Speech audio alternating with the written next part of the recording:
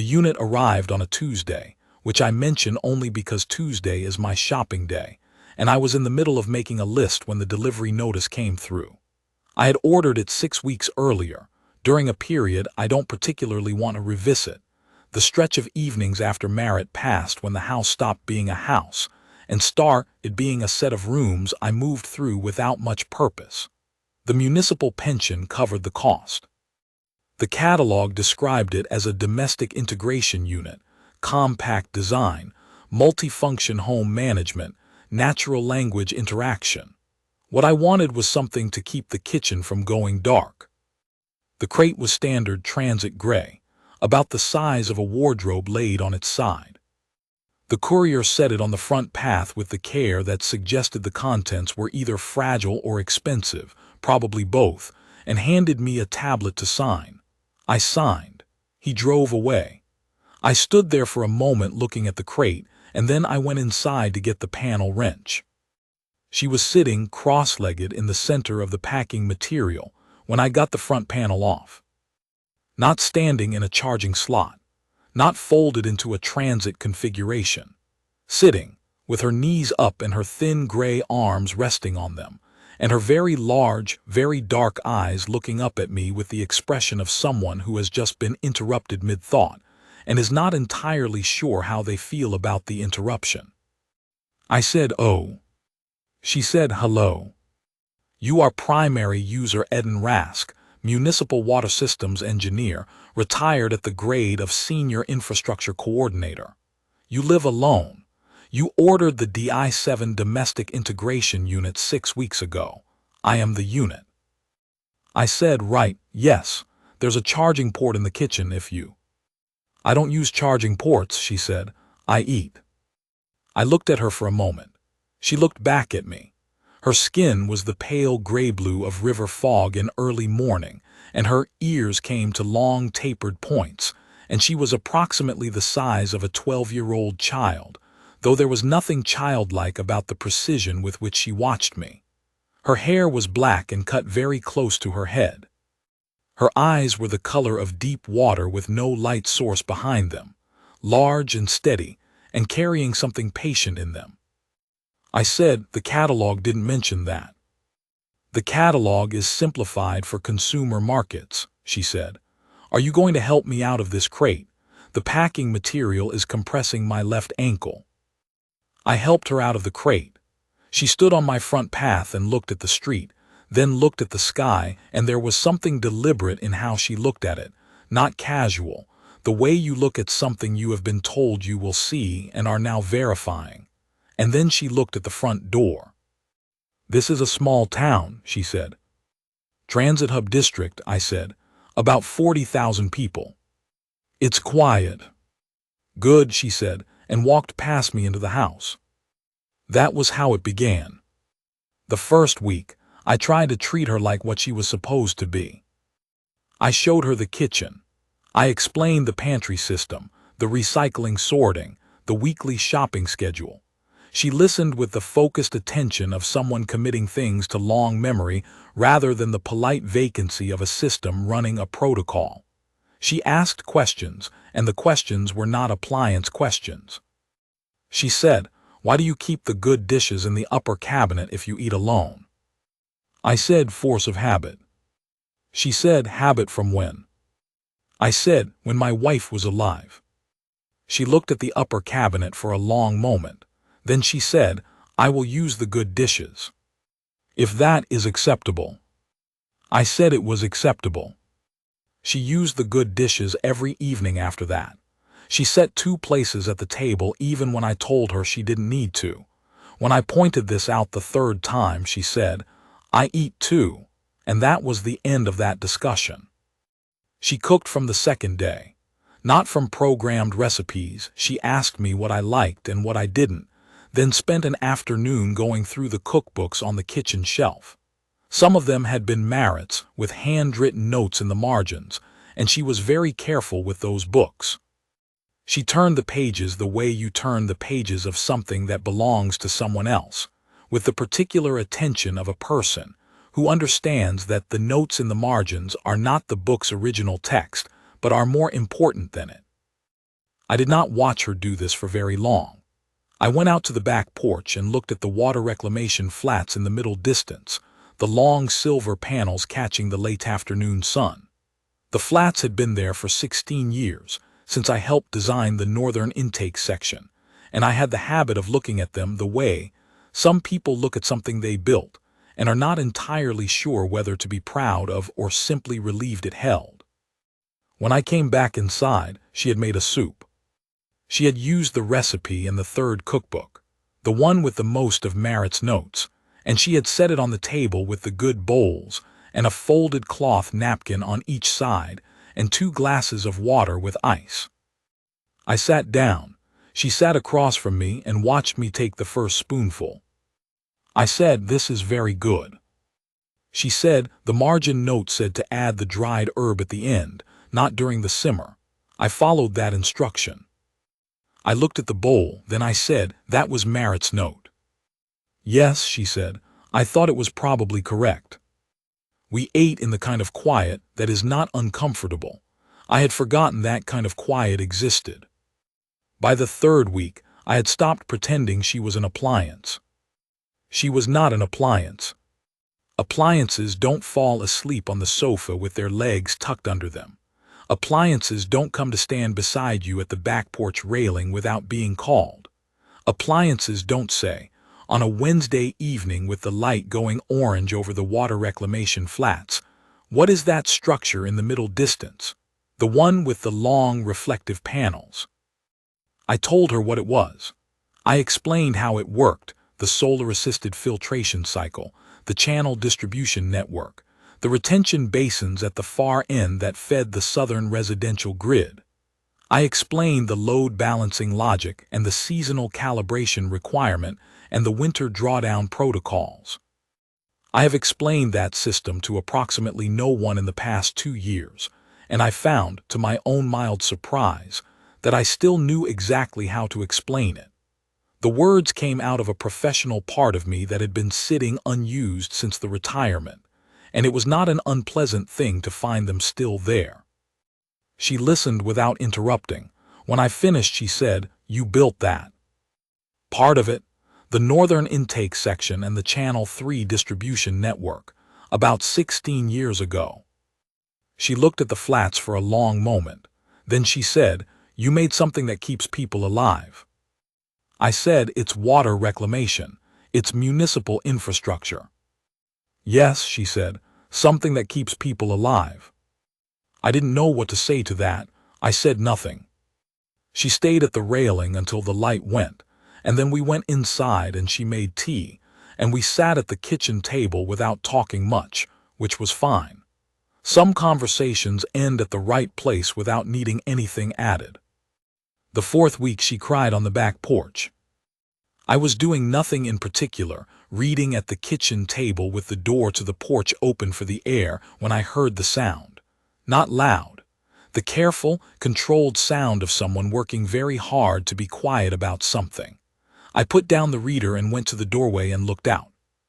She was standing at the railing with her arms wrapped around herself, looking out at the flats, and there were tears moving in thin lines down her gray cheeks, catching what was left of the evening light. She didn't turn around.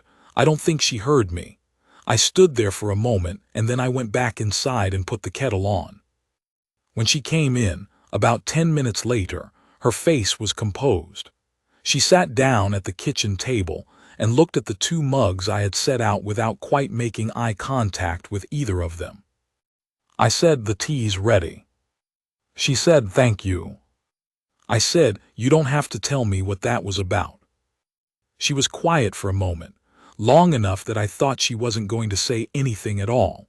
Then she said, "I am very far from home." I said, "I know that feeling." She looked at me. I said, "Not the same kind of far, but I know what it is when home becomes somewhere you can't go back to. When the word itself stops fitting the place it used to fit." She wrapped both hands around the mug. She said after a moment, "What do you do when it comes over you like that?"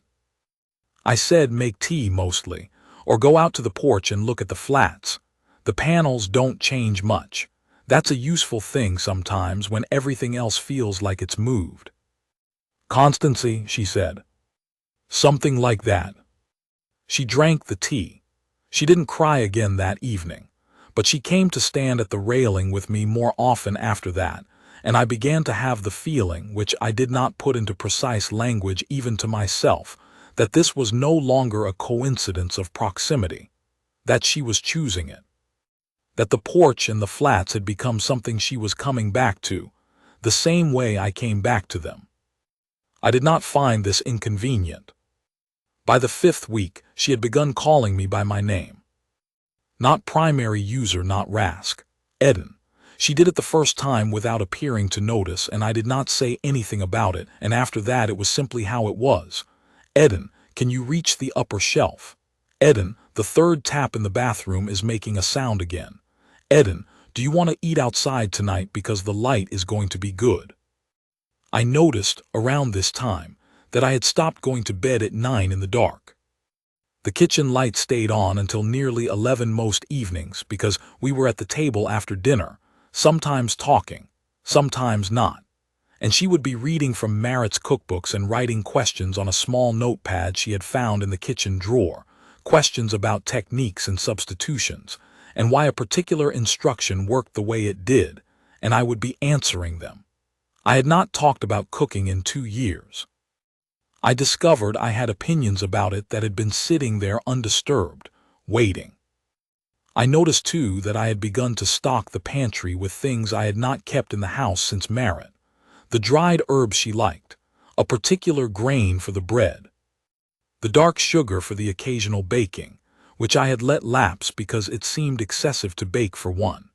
She had started the baking the week before without asking, a small loaf on a Saturday morning, and the house had smelled like something I had not smelled in 2 years, and I had stood in the hallway for a moment with my hand on the wall.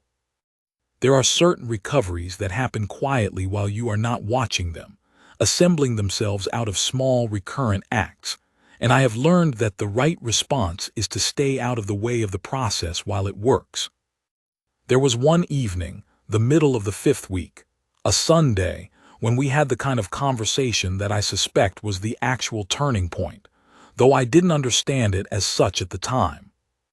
I had been doing the maintenance log for the house, a habit from the infrastructure years, the quarterly record of what needed attention and what had been addressed. She sat across from me at the kitchen table with her notepad and watched me write for a while. Then she said, "What are you doing?" I explained the maintenance log. She found this interesting in a way I found disproportionate to the subject, and asked several questions about it, the frequency, the categories, the notation system, the way I prioritized items across cycles. I answered them all. Then she said, "May I see the previous logs?" I got them out of the drawer, 4 years of quarterly records in a small bound set. She went through them with the attention she brought to Merritt's cookbooks. She spent a long time on the entries from the last 2 years, the ones I had kept after Merritt passed, and I watched her expression change as she read them. A subtle thing, the shift in the eyes. She said, without looking up, the maintenance frequency decreased after the 2nd year. I said, I suppose it did. She said, the sensor you mentioned, the drainage calibration, it appears first in the log 14 months ago. Noted. Then again 8 months ago. Noted. Then it stops appearing. I said I stopped noting it. Because you stopped caring whether it was accurate, she said, or because you stopped looking at it. I said both, probably. She set the log down. She said, you kept the house in good order for a long time on your own. I said it's a small house. It doesn't ask much. She said, most things that don't ask much stop getting given much. You kept giving it anyway. She looked at the list I was currently writing. What is the most urgent item on this quarter's log? I said, the back porch drainage sensor. She said, I'll look at it tomorrow. I looked at her. She said, you described the calibration process clearly enough last week. I have sufficient information to attempt it. I said, you don't need to do that. She said, I know, I want to. She picked up her pen. Continue your list, I'll take notes. I continued my list. She took notes. We sat at the kitchen table until close to midnight, which was later than either of us had stayed up. And when she said good night and went down the hall, I sat there for a while with the completed log in front of me and a feeling I did not immediately name, which was the feeling of being in a house where something was paying attention. The 6th week, I found her in the hallway in front of the photograph. We had one photograph in the hallway from a trip Merritt and I took to the coast about 4 years before she died. Both of us squinting into the sun, her laughing at something I had just said. I don't remember what I said. I had not taken the photograph down after she passed. I had walked past it every day for 2 years without looking at it directly. The way you stop looking at certain angles of light because the clarity is too particular. T was standing in front of it with her head tilted slightly to one side, and she had her notepad in her hand, but she was not writing in it. She was looking at Merritt's face. I said, that's Merritt. She said without turning, I know. I recognized her from the margin notes. The way someone writes tells you something about how they think. I stood beside her and looked at the photograph with her. I said, what does the writing tell you? She said that she was precise but not rigid, that she had strong opinions about technique but was willing to test the opinion against the result, that she laughed when she was right. She paused. She has a very good face, the kind of face that looks like it is about to say something true. I said she usually was. T looked at the photograph for another moment. Then she said, without any particular change of tone, do you miss her every day? I said yes. She said, does it get smaller? I considered the question.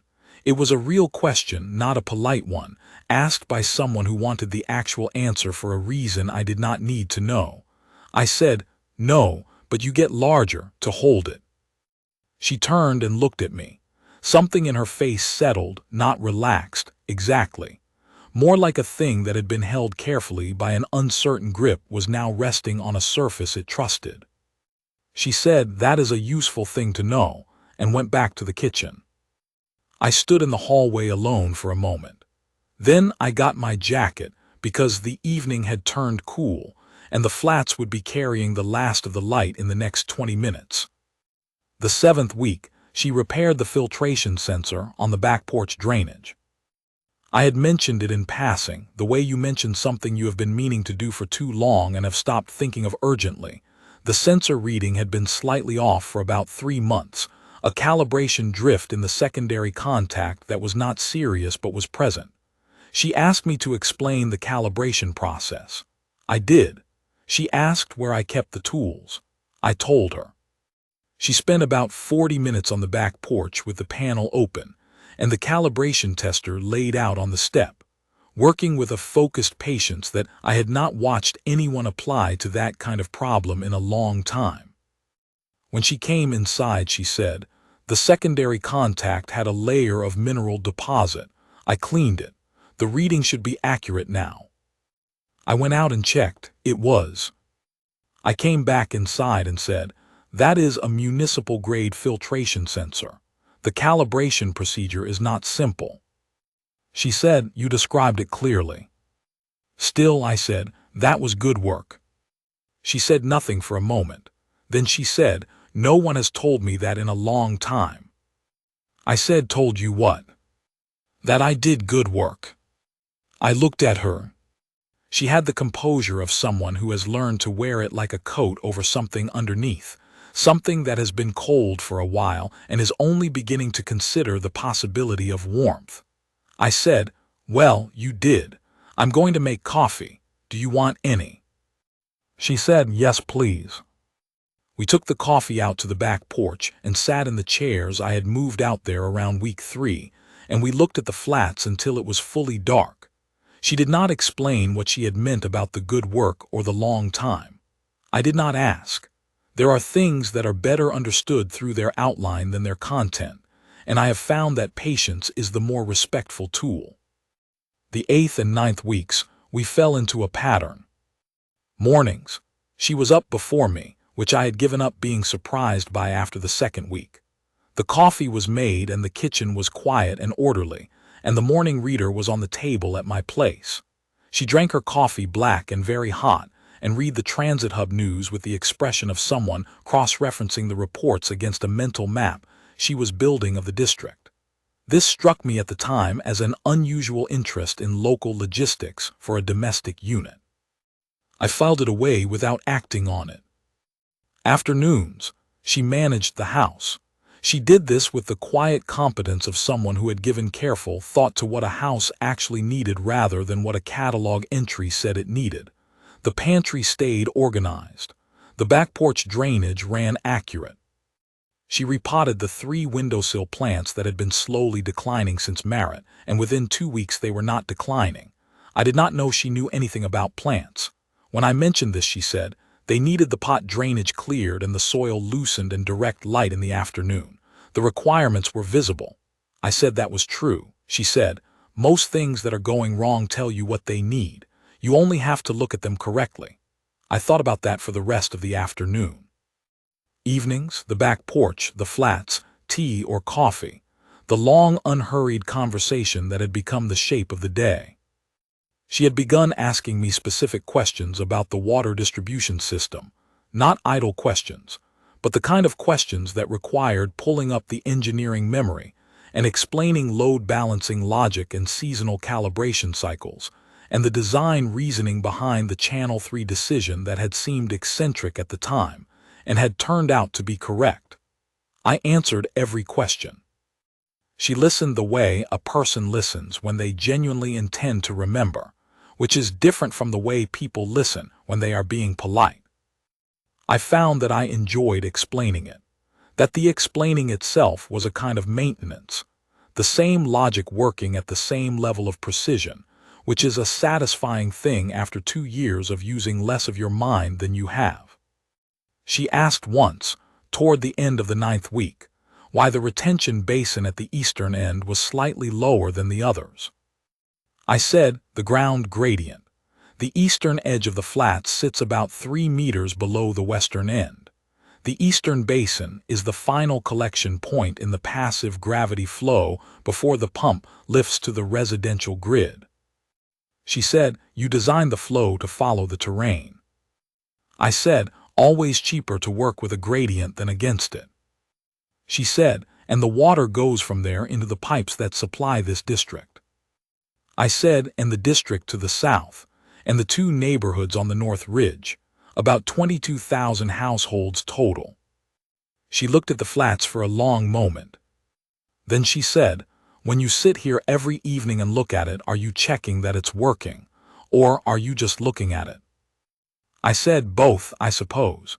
16 years later, you still want to know it's holding. She said, something you built that keeps people alive.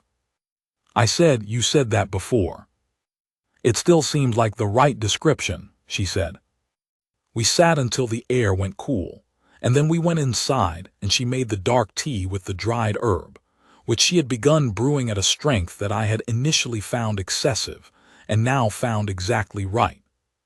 The 10th week, on a Thursday evening, she told me something. We were on the back porch. The autumn had arrived in earnest, and the evenings were cold enough now that she had taken to wearing a wool blanket from the hall closet around her shoulders, tucked over her knees when she sat, and she looked in this arrangement like a small, deliberate creature that has found the configuration it prefers and intends to hold it. The flats were bright and still under a rising moon, the kind of clear, cold night where the sky does more than usual. She had been quiet for longer than usual that evening. Not uncomfortable quiet. Her kind of quiet was never uncomfortable, but the particular quiet of someone who has been assembling something in their mind and is waiting for the right moment to set it down. She said, Eden. I said, yes. She said, I am not what you ordered. I said, I know that. She looked at me. I said, I knew it by the end of the 1st week. The questions appliances ask are about the task in front of them. Your questions are about the thing behind the task. Those are different kinds of questions, and appliances don't read the margin notes in someone's cookbooks with that kind of care. She was quiet for a moment. Then she said, "Are you angry about that?" I said, "About what exactly?" "The drainage sensor is calibrated accurately for the first time in 3 months. The plants in the kitchen window are not dying. The soup is better than anything I've produced in 2 years, and the maintenance log is current, which it hadn't been." I looked at the flats. "And the house has been a house again, rather than a set of rooms since about the 3rd week. I'm not angry." "That's not what I'm asking," she said. "I know," I said. "No, I'm not angry. I'm the least angry I've been in 2 years, which is a thing I've only just noticed saying aloud." She was quiet for a while. The moon had moved far enough to put a clean silver line across the retention basin at the eastern end, the lowest point of the whole system, the place where the gravity flow finally stopped, where everything collected before the pump lifted it back into use.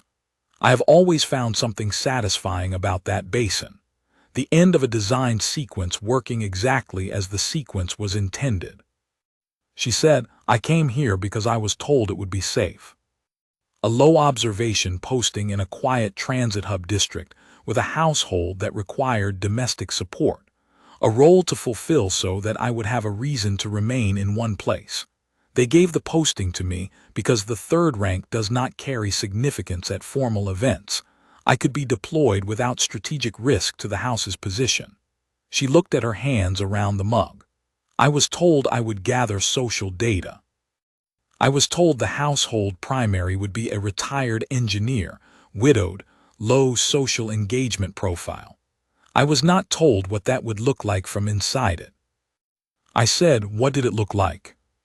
She said, "Like someone who had been very alone for a long time and had found a way to be dignified about it, who still set the maintenance log, who still went to the back porch to look at the thing he built, even when there was no one to look at it with." She paused. "I was not told that the household primary would talk to me like a person." I said, "You are a person." She said, "My people don't uniformly agree on that. The 3rd rank is the rank that is deployed to low-risk postings. It is not the rank that receives formal acknowledgement of its weight. The word in compact standard is approximately worth, but the precise meaning is closer to the right to be recognized as having a particular existence that matters." I said, "Your people should think harder about that." She made a sound that was close to a laugh. Not quite, the approaching shape of one the breath before it. She said, "You are a very direct man, Eden Rask." I said, "I spent 30 years in municipal infrastructure. We say what we mean. It saves time and it prevents structural failures." She looked at the moon line on the eastern basin. After a long moment she said, "Something is coming. I don't know exactly when. Soon, I think. When it does, I want you to know that whatever happens next is because of me and not because of you. You haven't done anything wrong. You didn't know what I was. You only knew what was in front of you and you responded to that." I said, "That sounds like an ominous thing to say on a Thursday evening while looking at a water reclamation system." She said, "I should have told you earlier." I didn't because I didn't want the thing I had here to change before it had to. I said, "What thing?" She was quiet for a long moment. Long enough that I didn't press it, just waited the way you wait when someone is calculating whether the surface will hold their weight before they step onto it. Then she said, "This, the porch, the tea, the questions you answer without making me feel like the asking is an imposition, the way you set the 2nd chair out before I even came outside from about the 4th week onward without ever mentioning that you were doing it." She pulled the blanket closer around her shoulders and looked at the flats. "I have been away from home for a long time, Eden, not 11 weeks, much longer. This is the first place in that time that has felt like I was allowed to simply be in it, without the being requiring justification." I looked at the flats. I thought about several things I could say and assessed each of them and found them all somewhat inadequate. Then I said, "I put the 2nd chair out because the view is better from 2 chairs than 1. You can look left or right, and there's always someone to check the angle with. It's more accurate that way." She said nothing for a moment, but something shifted in her, in the set of her shoulders, in the line of how she held herself in the chair, some small release, a tension I had not quite noticed because it had become the background. She sat slightly differently for the rest of the evening, more settled. The way a person sits when they have decided to trust the surface. We sat until the moon was high and the air had gone genuinely cold, the kind of cold that says the season has made a decision and intends to keep it. Then we went inside and she made the tea, the dark kind, the one with the dried herb that I had initially thought was too strong and now thought was exactly correct. And we sat at the kitchen table, and she did not tell me anything more about what was coming. I did not ask. Some information is better received when it arrives on its own schedule, and I had reached an age where I trusted that enough to wait. The 11th week, on a Tuesday morning, the embassy ship landed in my front yard. I know how that sounds.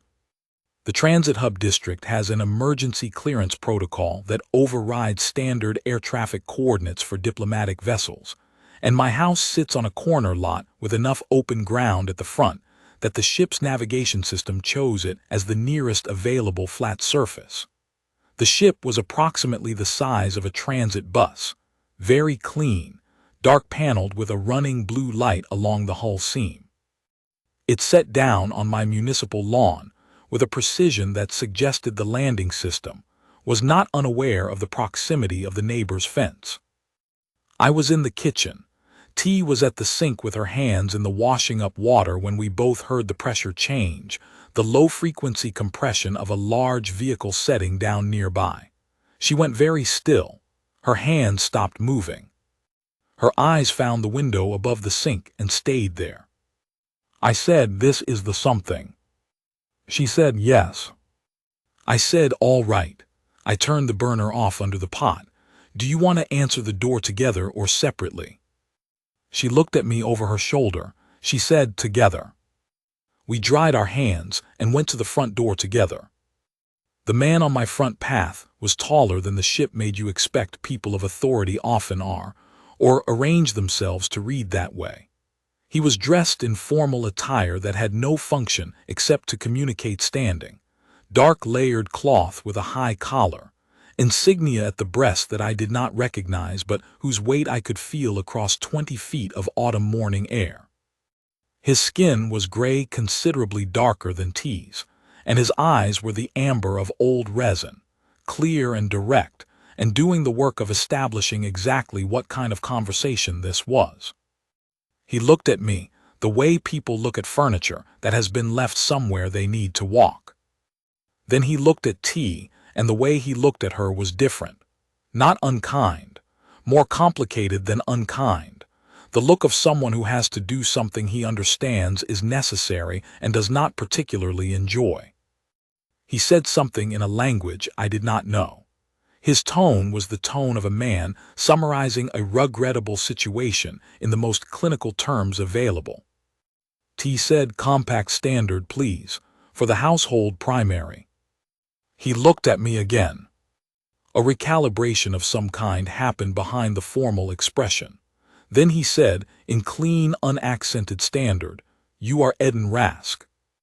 I said, "I am." He said, "I am Velketh Orvan, House Representative of the 3rd Varath Compact Embassy. I am here to formally close out the domestic integration period of this posting and to return House 3rd Princess Velsorn T to the embassy compound ahead of the formal arrival sequence. The protocol closeout requires your acknowledgement and a standard non-disclosure agreement regarding the nature of the posting." I said, "House 3rd Princess." "Third-ranked Princess of the Varath Compact House Delegation," he said. "Assigned here as a low-observation advanced integration unit to gather preliminary social environment data in a representative human household before the formal embassy period begins. It is a standard protocol. The domestic integration posting is one of several assigned across the district." I said, "She was assigned to gather data." "Correct." By living in someone's house, I said. By fulfilling a designated domestic support role in a representative household, he said. The data gathered informs the embassy's social integration assessment. It is a well-established. And now you're here to collect her, I said. The protocol period has concluded. I have the formal closeout documentation. It requires your acknowledgement of the period's end, your agreement to the non-disclosure terms, and I said no. He stopped. I said I'm not signing a non-disclosure, and I'm not acknowledging the end of anything, because nothing has ended. She lives here. The amber eyes did a very controlled thing, which was to not react visibly to that. He said, Mr. Rask, the integration protocol has a defined closeout period, at the conclusion of which I understand the protocol has a defined period, I said. I'm telling you the protocol doesn't cover what actually happened here. Whatever your document says she was assigned to do, what she actually did was live in this house. She cooked from my wife's recipe books. She repaired the calibration sensor on my drainage system. She stood on the back porch and cried because she was far from home, and I made her tea, because that is what you do when someone is far from home and needs something steady to be near. I did not know she was a princess. I didn't know she was anything other than a person who had arrived in my house and needed a place to be. I treated her like one. That is the whole of it. Velketh Orvan said nothing for a moment. He had a face designed not to show things in circumstances where showing things would be a liability. But something in the structure of it shifted slightly, the way a current shifts direction when it encounters an obstacle it had not modeled. He said, Mr. Rask, House 3rd Princess Velsorn T is required to fulfill her formal obligations to the embassy during the arrival sequence. The closeout of the integration period is not. I said, I understand she has obligations. I'm not asking her to stay if she doesn't want to. I'm saying that if she wants to stay, she stays. This is my house. Those are my terms, and I would like to know what authority you believe entitles you to override them. There was a silence that had some length to it. He said, very carefully, What exactly are you asking for, Mr. Rask? I said, I'm not asking for anything. I'm telling you what happened here. 11 weeks ago, a person arrived in a crate on my front path, and I helped her out of it. She talked to me like someone worth talking to. She cooked soup from a recipe in my dead wife's handwriting. She sat on my back porch and asked me about the water reclamation flats until I remembered why I built them. She fixed what was broken in my house, and she stayed at the railing in the cold, and she called the thing I spent 30 years building something that keeps people alive, which is the most useful description of municipal infrastructure I have ever heard. I didn't know what she was. I just didn't want her to be lonely. That is a human thing, Velketh Orvan. We do that. We see someone alone and far from home and we put the second chair out. That's all I did. Behind me, I heard T take a breath. Velketh Orvan looked at T over my shoulder. He said something in the compact language, shorter this time, the tone of a man asking a specific question and expecting a specific kind of answer. T spoke. Her voice was very steady, and what she said was longer than anything he had asked, and by the time she finished, the formal architecture of his expression had changed in a way I could not quantify but could clearly see. The thing behind the controlled face had recalibrated. He looked back at me. He said, House 3rd Princess Velsorn T has invoked the Vareth Compact Guest Bond provision. I said, what does that mean? It is a formal legal standing, very old, rarely invoked in interspecies context. It recognizes a household as he paused, selecting the translation, a sanctuary claim. A household that has provided unconditional dignity to a house member during an undesignated period, a period not covered under formal protocol, acquires legal grounds to be registered under the guest bond. The bond establishes the household as the registered place of residency for the house member, concurrent with but independent of their formal obligations. I said, "Can you refuse it?" "It is not revocable by the House representative once invoked," he said. "Her formal obligations to the embassy during the arrival period remain her responsibility. Her registered residency will be this address." I said, "That's fine." He looked at me for a long moment. The diplomat's face had not entirely reassembled itself. He said, "Mr. Rask, I have been in diplomatic posting for 19 years. I have handled close-out protocols for 11 integration periods across 4 districts. In 11 integration postings, no household primary has refused the close-out documentation. Not once." I said, "She repaired my drainage sensor. That earned something." He looked at me. Something happened in the amber eyes that was not quite what I expected, not dismissal, not the procedural recalibration of a diplomat adjusting his approach. Something closer to a reassessment of the room he was standing in. He said, "Mr. Rask, the Vareth Compact guest bond provision has not been invoked in interspecies context in 63 years. The last invocation was in a very different set of circumstances." I said, "I believe that." He said, "The provision was written for a different era, for circumstances of genuine shelter and genuine danger." I said, "I don't know her circumstances. I only know mine. She arrived in my house and she was far from home and she was alone in it.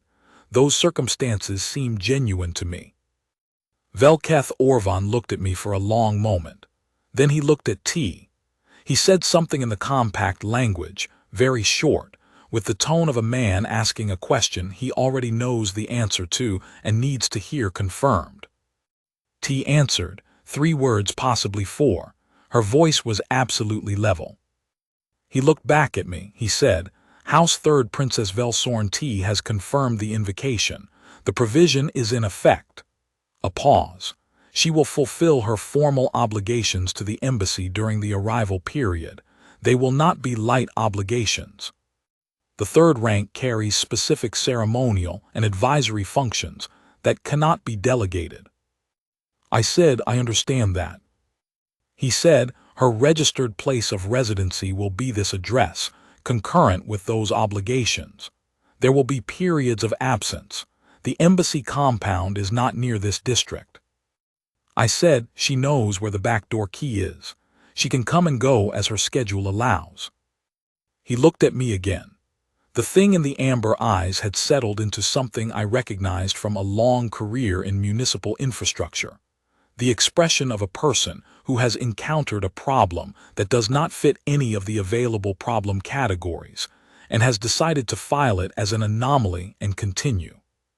He said, "The registration will be filed by this afternoon," and he turned and walked back to the ship with the careful, measured pace of someone who has decided, in the absence of better options, to accept the outcome and maintain his dignity while doing so.